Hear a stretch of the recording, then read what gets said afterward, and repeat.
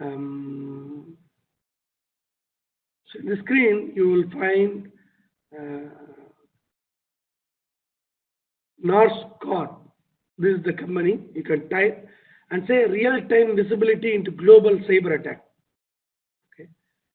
So this is one of the world's largest dedicated threat intelligence network.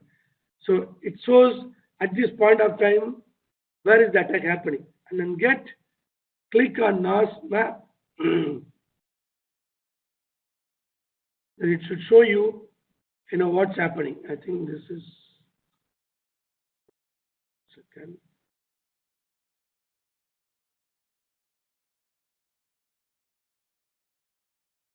And if you click onto that, it will show you the attacks are coming from where. Okay. Now this is another example from Cisco. They have called Talos Intelligence. Talos Intelligence. Okay, you go to the website and you will be able to find from this site. Now if you click on this, it says, okay, there is a spam email coming from this client from this IP address. And what is that? Volume of attack. Okay.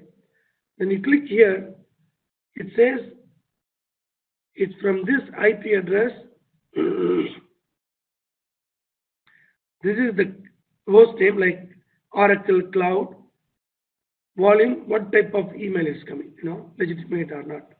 So it also shows you in the entire map, okay, where is the malware. If we click on the malware, it shows the malware. See, now I'm only checking the malware. Am I right? So it says what kind of malware is happening at this point of time.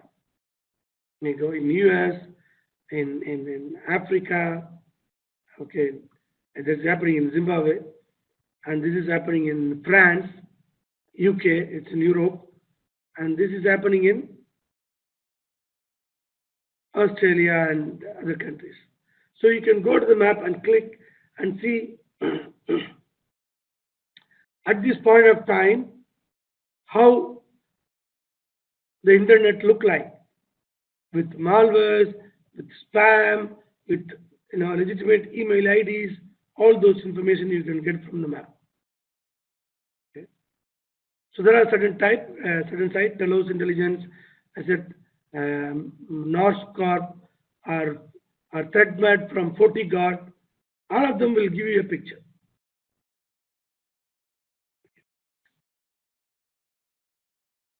Let's get into that. Now, what is threat landscape? So having understood what's happening in the cyberspace in a minute, in an hour, in a day, in a week, in a month, in a year, now we are exposed to the hacker's world.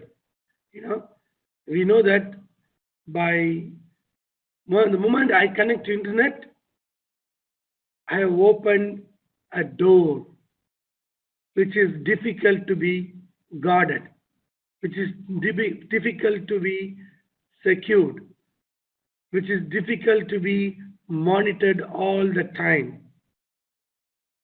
Because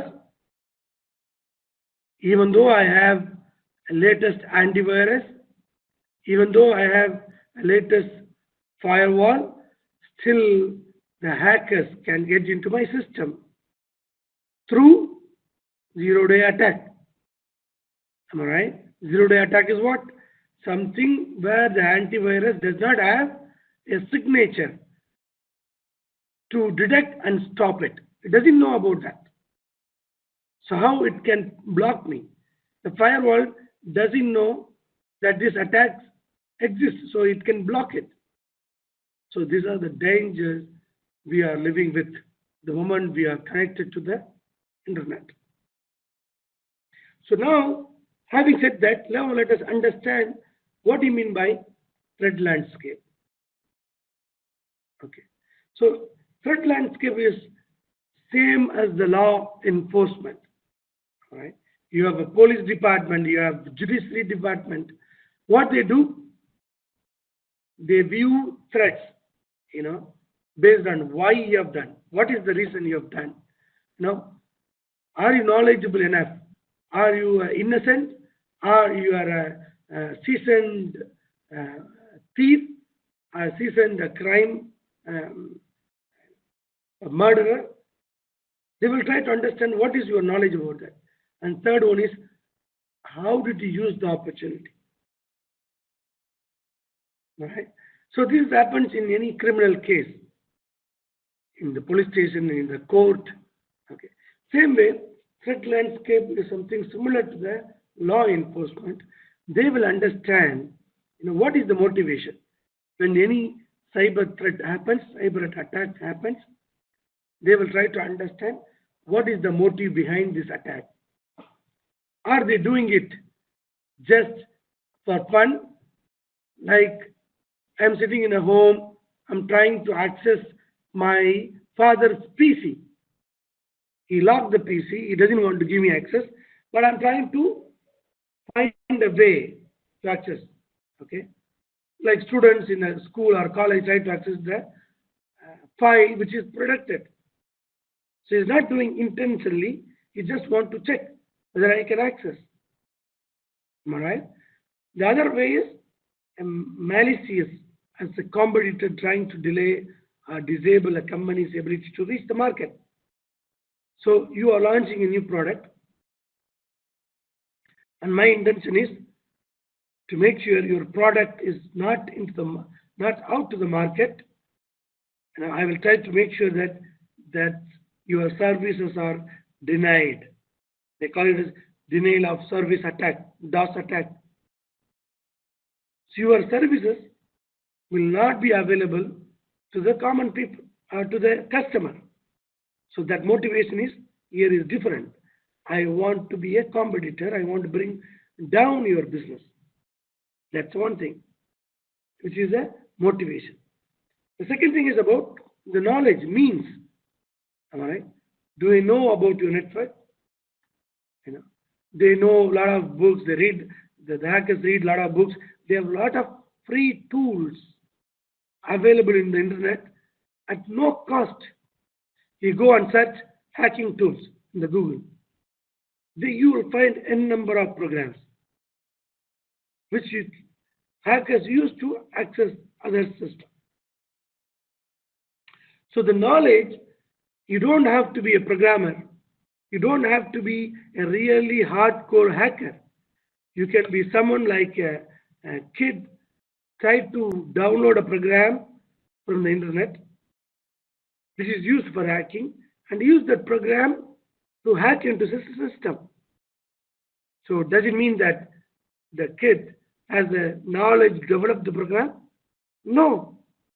He just downloaded the program and launched an attack. Am I right? So the knowledge today, to hack into a system, it does not require a big knowledge. You just need to know what are the tools available, this tool, what can be done with this tool, how to install, how to run. That's it. Doesn't have to develop that tool. The third one is access.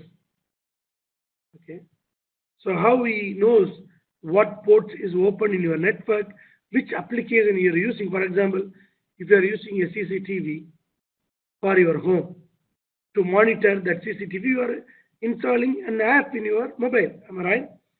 Maybe your shops, maybe your school, maybe your home. Everything is monitored using CCTV through your mobile app, through your office. But imagine, what if I know how to hack into your CCTV? If you know that what application you are using, I create a code and try to get into that. I get the username password and I use the same mobile app to see what is happening. So access also, it's becoming very easy for the hackers. So the three important factors. One is the motivation, another one is the knowledge about that, third one is how I can access.